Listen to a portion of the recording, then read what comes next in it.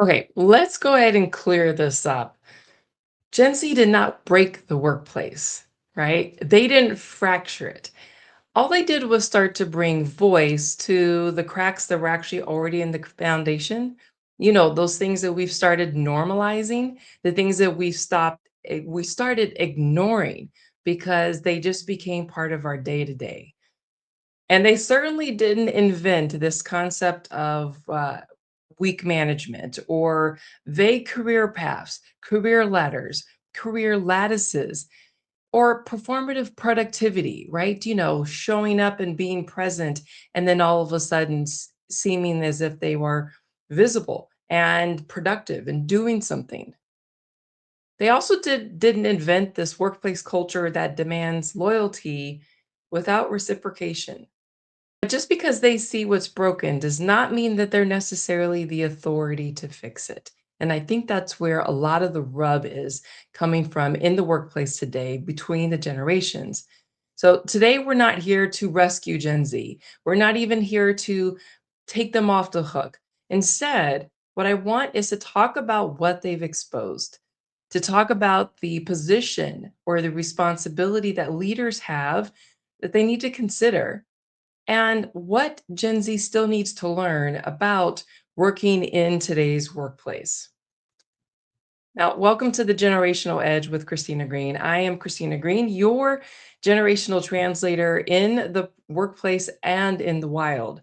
And today we're moving beyond Gen Z is either destroying or saving the workplace because neither one of those are true.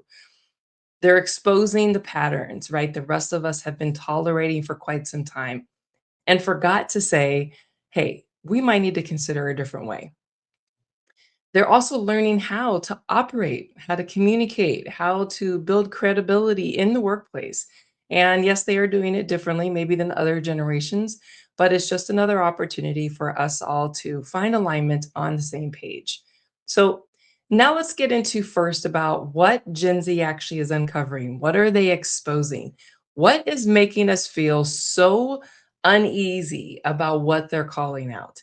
Well, they're starting to bring voice to this idea around hard work and loyalty equals rewards, right? So if you just dig in and you have a strong work ethic and to demonstrate your loyalty by running the race without being told, without the celebration, right, without being rewarded along the way, eventually that will come in time. Of we call this paying your dues or earning your dues.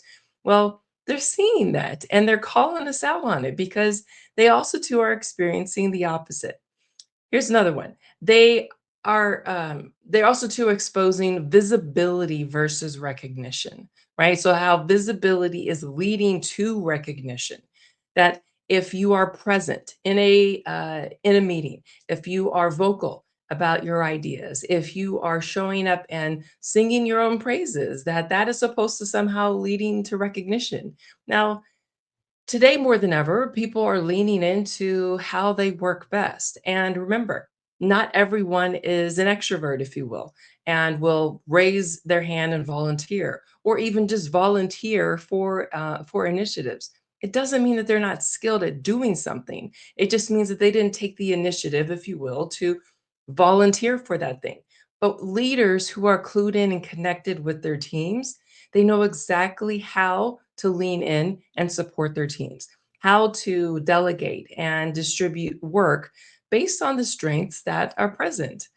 Now, Gen Z is also too calling out this idea of not questioning leadership, right? So, because the more you question leadership, perhaps maybe the more you're passed over for promotions. So, if we ignore some of the bad behavior, or if we even if the bad ideas, listen, not every leader has a great idea, right? Or has the best idea. In fact, sometimes those best ideas are coming together from a team collaboration or from individuals on the team.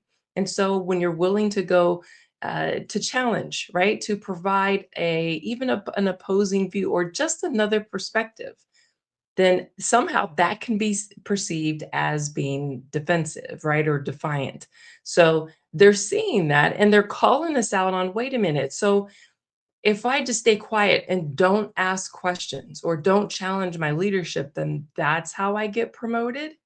Yeah, that doesn't seem to sit well. These are the behaviors or just some of the behaviors that Gen Z is saying, none of this makes sense. I don't understand how to intuitively just lean into what you expect as opposed to what might be something that they're more used to, right? So, all right.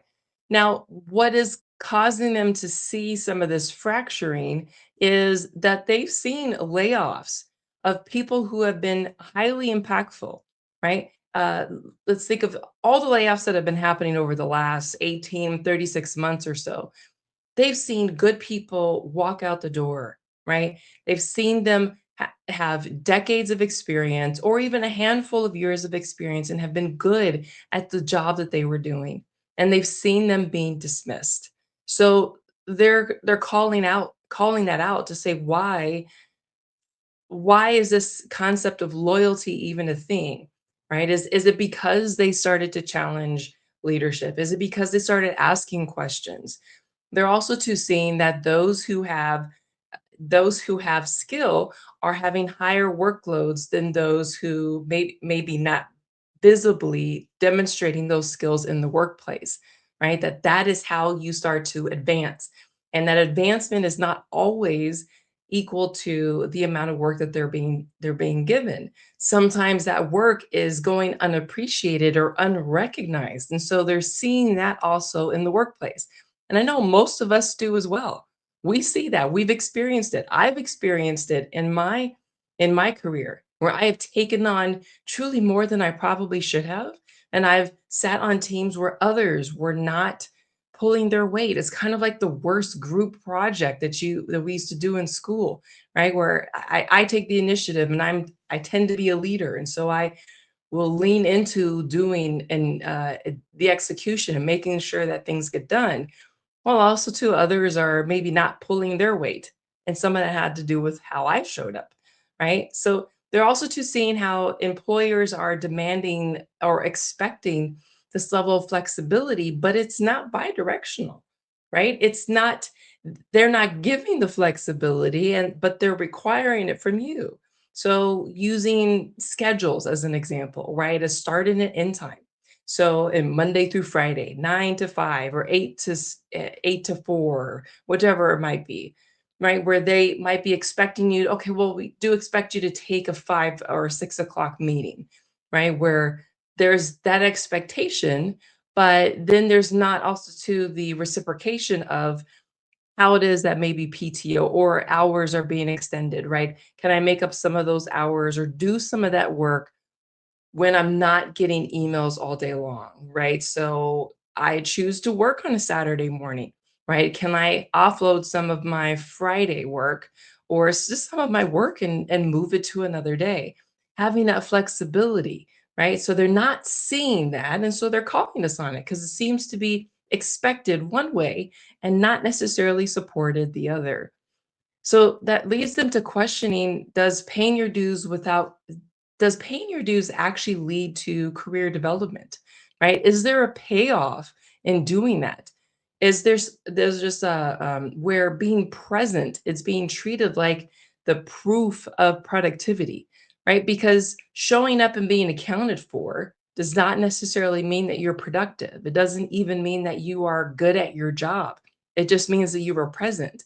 So showing up, so should I show up to every meeting that we have on Teams and Zoom and make sure that my camera's on and I do nothing to to provide contribution to the meeting, maybe because I can't, I don't have the experience or other reasons. But the concept that just because I'm there and I'm nodding and you can see me, that presence equates productivity. It's the proof of that. So these are some of their questions, right? Now, and also too that bad management somehow gets a pass, that it gets passed off as just being, "Oh, well, this is the real world." Well, okay, so time out on that one, right? So we understand this concept of the real world. Where we are today is very different than where we were. 10, 15, 20 years, even yeah, 20, 30 years ago when some of us were entering the workforce.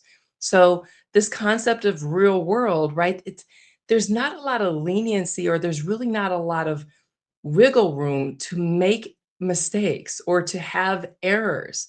And so, this concept of not taking care of the bad behavior that exists in management, and it's not because leaders or managers are bad.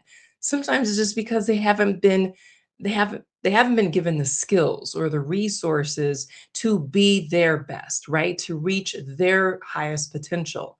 So, but when we just brush it off and say, "Oh, well, this is the real world, so get used to it," that's not constructive or productive either. We're not trying to figure out what actually needs to change or be adopted on one side or the other. Instead of, it's kind of like, just like, we'll take it or leave it. Well, there's some of that I think that is fair, and some of it that is just force feeding canned peas. All right. That's a personal issue. So, and here's another one. So this also, to this concept, they are also questioning this concept of how silence is mistaken as professionalism. So if you are staying quiet, right, not challenging your leaders, when you are being silent, silence can be assumed as being agreeable. There are no other opposing views to what it is that you are someone is proposing, then it's also too coming out as being, oh, well, they're very professional because they show up in the meetings. They don't say much, but they're present. And so, and maybe their work product is, demonstrating a certain level of professionalism, but silence does not always equal alignment, right? Or agreeable, or agreement for that matter. There's also to this concept of that just because someone holds a title, that automatically infers a level of trust, right? And if you've ever been in leadership, you know that just because someone holds a title does not mean that they hold the level of capability perhaps maybe that comes with that title, right? Because we're all evolving and growing in our positions, in our abilities to lead, and we always have opportunities, but the extension of that trust is what determined based on the titles that people carry. So what is a people leader versus an individual contributor? Do they lack trust simply because, or lack the willingness, or do they lack the ability to trust them simply because they do not hold the title to make a decision? Right? I have worked many times with individual contributors who did not have any resources or teammates reporting to them, but they were excellent at the job that they were executing. And so you would believe them when they would make decisions that might even be perceived to be above their pay grade in meetings, simply because they knew how to hold vendors accountable, how to ensure that requirements were tested appropriately. These are just examples. And so Gen Z is experiencing this. They are seeing this and they're starting to question, why does the workplace exist this way? These are the cracks that we've normalized, that we have tolerated for decades, if not generations, and now Gen Z is starting to call them out.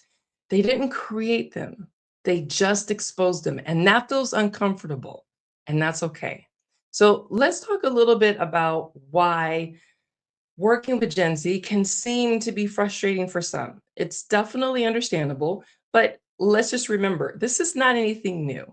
Every new emerging generation in a workplace is always going to be a little prickly for those who've been in an industry, been in an organization for an extended period of time, right? Because they are coming in and perhaps maybe challenging the way that things have been done, right? So, and I want to also to be careful with recognizing, like, we're not trying to make Gen Z a scapegoat for any of this, but it's worth calling out the real feelings, the real experiences that folks, colleagues, leaders are having with Gen Z in the workplace today. Now, this does not apply to everyone, but these are a sampling of some of the things that people are experiencing. For example, Leaders are managing employees who maybe expect the flexibility, but perhaps maybe from day one, without establishing that reliability. They haven't laid the foundation for why I'm asking for a Friday off, or why I'm asking you to trust me that I know how to put these things together. There's no outside of perhaps maybe an interview, outside of perhaps maybe speaking to other folks who might have worked with you if you're an internal transfer, right? Outside of some of these experiences, there's a requirement of trust that maybe hasn't been established yet. We've got to be able to put deposits into a community bank, a community trust bank, if you will, before we can start making withdrawals. And that is something I think that especially maybe Gen Z are missing in the workplace, is that this is not about always bending to the way that you like, that this is moving into an environment where there's a collective objective, where everyone is working towards the strategic objective of the organization, right? The department goals. Now, leaders are also too experiencing employees who maybe want that advancement without fully understanding the role. So they've gotten in and they're doing a role. They're executing a job, but maybe they don't fully understand its impact, how to optimize it, how to truly be successful in the role, but they're looking to jump out of it quickly. Now, that time frame, as far as with what quick and how that's defined, right? That's very individual.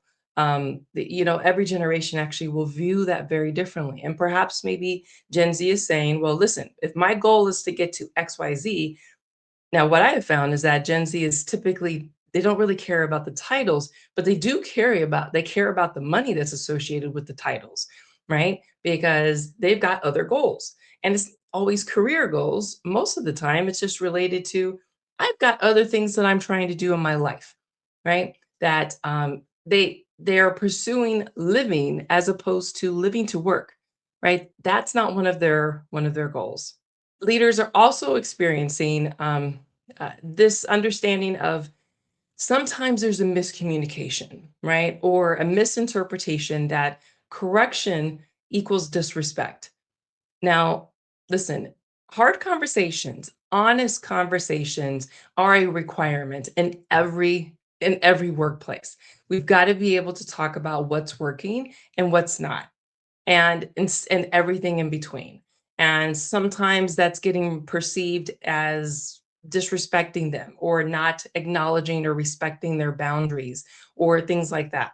There's a time and a place for this conversation, and on an individual basis, right? A case by case basis is when we then start having a more honest conversation. But leaders are also too experiencing that folks, Gen Z, might be weaponizing the term boundaries to avoid some of those hard or difficult conversations, right? To now remember, a boundary is something that you are enforcing for yourself, right? It is a rule, if you will, that you are establishing for yourself, and it does not control how anyone else shows up.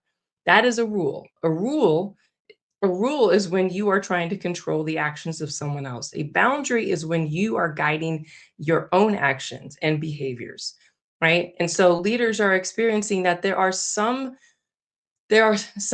Gen Z is leaning into the overuse of the term boundaries or establishing their boundaries and trying to enforce them unrealistically on others, especially leaders. Now, let's keep going. That leaders are also too experiencing that perhaps maybe they might escalate issues too soon without having a direct conversation. So if they have a disagreement with their leader, or a disagreement even with a teammate, escalating it to the next level before just having the conversation with the person, right? With the person that there might have been a miscommunication or there may be a conflict with, that is going to help to resolve much of the challenges that you're having if you could just have the first conversation, right? So this is one of their experiences. Then lastly, I'll say is that communicating confidently without having enough context.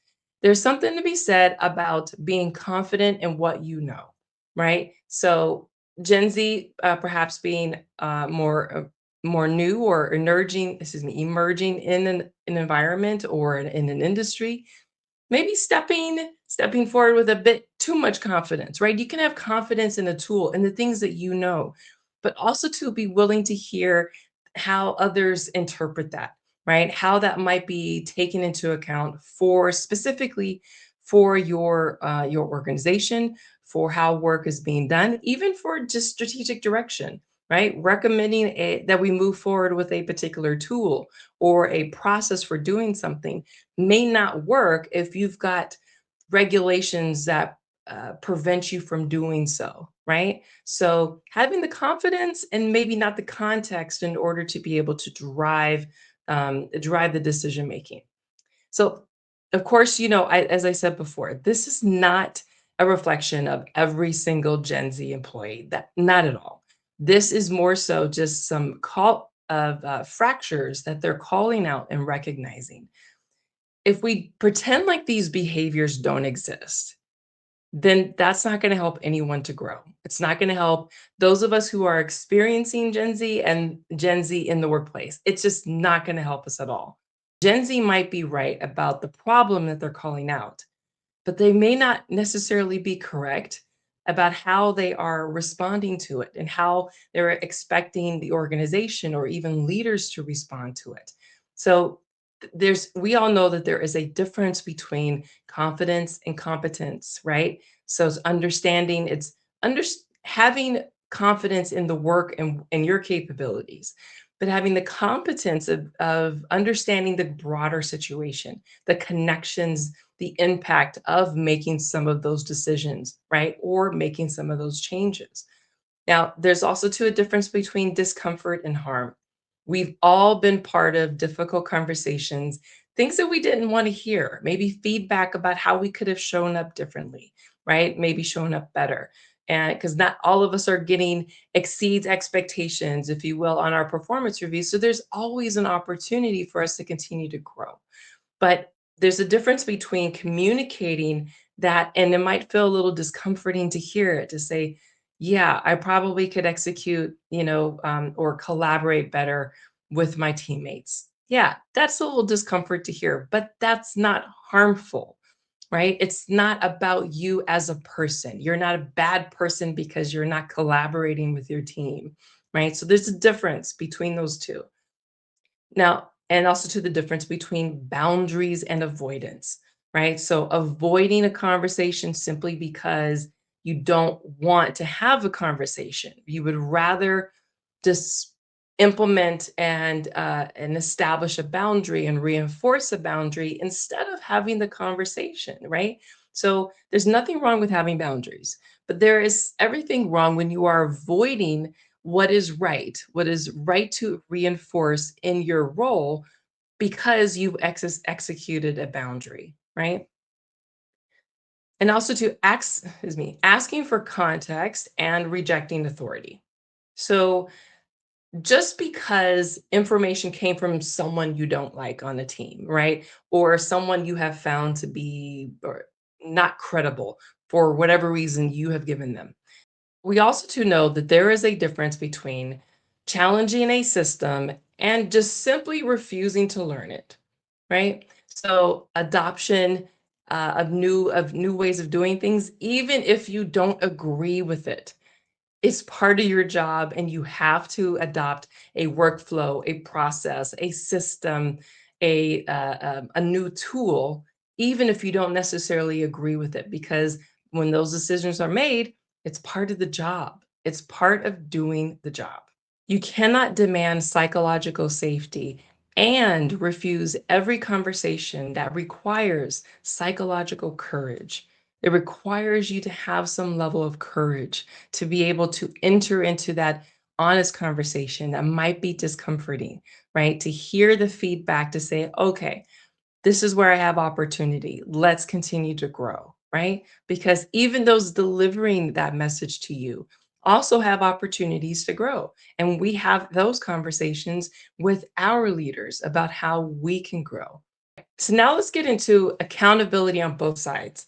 And this is whether you are Gen Z or you are the leaders and the individual contributors, the teammates working with Gen Z. We all have an opportunity to an ownership. That we all have an accountability and how it is that we show up in the workplace. So, specifically for leaders and organizations, we've got to own that we've got to stop expecting the trust to be based on their title or their tenure, how long they've been with an organization. That sets us all up for failure. We have to own to be proactively explaining the purpose behind our expectations when that's possible, right? So providing some background, some context to help them be bought into the why, help them see the bigger picture. We've also too got to create a clear onboarding, a coaching or development process. If you're seeing that there's a gap between understanding what their start time is or what their expectations, the level of expectation for putting together presentations or executive summaries or even, you know, different analytic tools or reporting tools, establish the minimum expectations, right? Here is what we're shooting for. That is how you start to help them understand because if they don't have the experience of having done that, especially not for you or within your organization, then it is very possible that they may stumble. Help them out by giving them clear expectations, providing all of that proactively. And as leaders, we've got to stop confusing control with accountability, right? So, this concept of controlling and managing them through the entire process with allowing them to have the full responsibility for the execution, for the delivery. Now, we have ultimate accountability in what it is that they're putting together, but we can meet them halfway by giving them the respect to own what the execution looks like and even to surprise you without micromanaging the entire process, without micromanaging the how. Turn it all over to them.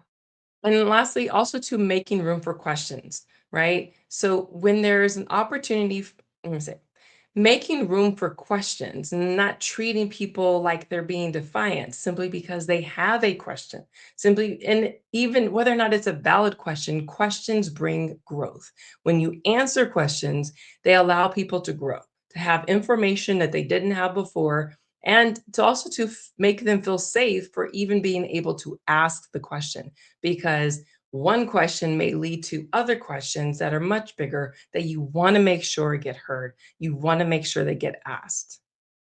Now, the things that Gen Z must own is recognizing that flexibility is not automatically an attack. When you're requesting them to be flexible, is not necessarily for them to be interpreting that as an attack.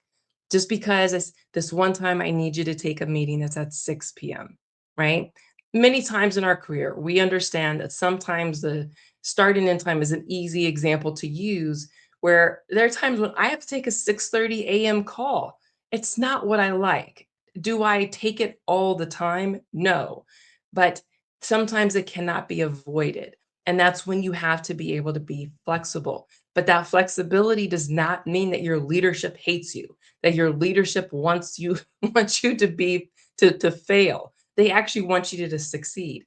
And sometimes there are things that we cannot plan for, that we have got to be able to say yes to. Gen Z also needs to own that information is not the same as experience or judgment, right? That just because you have information doesn't mean that you have the full context, the experience of having the context. So respect your fellow teammates who do have the experience, right? Who are coming into the situation. Offer up your ideas, but don't offer them from with a perspective of judgment, of thinking that what you're saying is what they are supposed to hear and now implement and run up the field. That's not how this works. Next is that organizational change takes more than just identifying what's wrong, right? You've got to be willing to have a conversation about what's wrong, but also to be part of the solution, be part of the conversation that is allowing us to get to a place that is more productive, that is more efficient, more effective. instead of just dropping a bomb of this is wrong and we shouldn't do it that way, or why do we even do that? That becomes judgmental and can start to make your teammates feel isolated, and in fact isolating you, right? Putting you on an island that you're not easy to work with, that you're not collaborative. Leaders cannot demand the full maturity that they refuse to develop. So if they are not leading or leaning into their teammates, especially into Gen Z, helping them to soften the sharp edges, to help them to grow in the ways that are important, that is that is the job of leaders, is to step in to help them identify where there is opportunity and give them tools and resources to close those gaps. This is not about who's right, but rather about recognizing that ownership, that each side must evolve, that each side must give and take. This is not pulling one side to the other. This is about finding the compromise in the middle. And sometimes it's not always in the middle. Sometimes it's 70-30. Sometimes this is just the way it is and we cannot change it. So you have to accept it. Either that or this is not going to be right for you. When it's all said and done, Gen Z does not need to be fixed and they don't need to be protected, right? Just because they are the age of our children, they do not necessarily need to be protected. They need to be provided with resources. They need to be onboarded properly. They need to be trained properly. Absolutely. But they don't need to be fixed and they don't need to be protected. What they do need is what every emerging generation has needed every time they enter the workplace. Now, although this looks a little different for each generation, it really kind of comes down to the same things. People need clear expectations. They need to know what does success look like. They need to receive or have a pathway for receiving honest feedback. Whether or not they can receive that well is entirely on them, entirely up to them. As leaders, we have to demonstrate or deliver the feedback in a way that can be received. They also need meaningful development. We can't just drop them in the in the deep end and say, "Learn to swim." There's a mentoring that can happen there, right? And it doesn't have to be leader to employee. It can also to be across teams. So, and even within their teams, so with other teammates. They also do need space to be able to ask questions, to learn, to make mistakes, right? To test, to figure out what works and what doesn't work, and to do so in a way that is also to still safe. It's not going to cost them their job. So if it's something they've never done before, don't give them, the $1 million client that they can fail on simply by having a wrong slide deck. It's time for leaders to stop defending what we all know needs to change. It's also time for Gen Z to stop assuming that they are the authority when it comes to redesigning the workplace, right? So no one is that authority. We've got to be able to come together and share, cross pollinate, if you will, many of those ideas. Gen Z might have exposed that problem, but it's going to take every generation to fix it. Gen Z is not the villain, and they are certainly not the savior. They are part of the evidence of the pending change that we need to make in the workplace. So before you dismiss them, I want you to ask yourself, what is being unearthed in this process, in the friction, and what is it actually revealing about your workplace that maybe actually does need to change? The future of work is not dependent on one generation winning or not. But when we stop defending ourselves long enough to learn from each other, that's when we're all going to win. All right. You've been listening to The Generational Edge with Kristina Green. And if you have found some nuggets, some insights in this episode, then my ask is just to like it, share it, maybe leave a comment, subscribe, because we have these conversations often. And I want to know, what are you experiencing in your workplace that has really got you frustrated, right? So through a generational lens, we attack and start peeling the onion of the generations in the workplace. So until next time, I'll see you soon. Take care of yourself.